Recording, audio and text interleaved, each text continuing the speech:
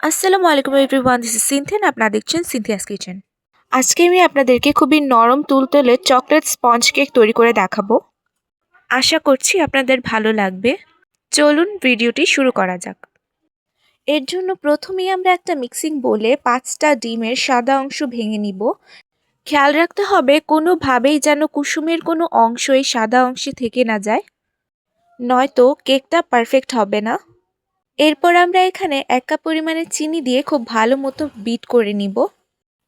এটা বিট করতে করতে সাদা ফোমি হয়ে আসবে।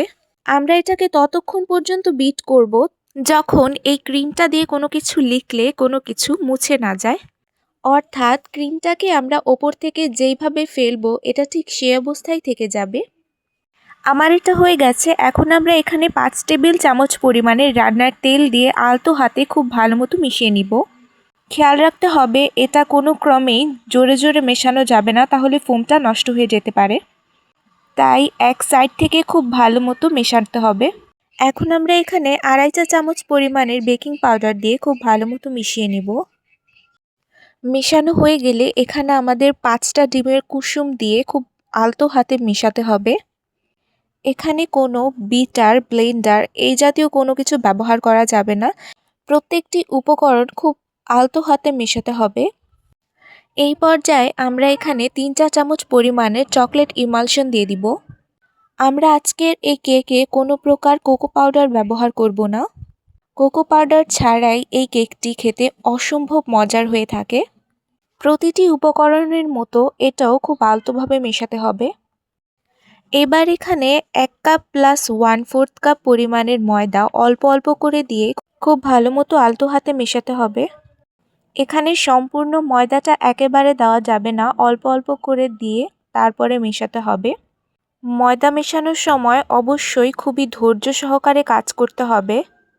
খেয়াল রাখতে হবে কোনো প্রকার দানাদার অংশ যেন এখানে থেকে না যায়। আমার কেকের ব্যাটারটি একদম তৈরি করা হয়ে গেছে। আমরা আগে থেকে একটা কেক মোল্ডে বাটার পেপার বিছিয়ে নিয়েছি। আপনারা চাইলে সাধারণ লেখালেখির কাগজও বিছাতে পারেন। এখন এখানে একটু উঁচু থেকে আমরা কেকের ব্যাটারটি দিয়ে দিব। একটু উঁচু থেকে দিলে হবে কি, এর মাঝে খুবই অল্প পরিমাণের বাবলস ক্রিয়েট হবে। ব্যাটারটুকু ঢেলে নেওয়া হয়ে গেলে আমরা মোল্ডটাকে ধরে একটু জোরে জোরে বাড়ি দিয়ে দিব। এতে করে ভেতরে কোনো বাতাস থাকলে তা বেরিয়ে যাবে।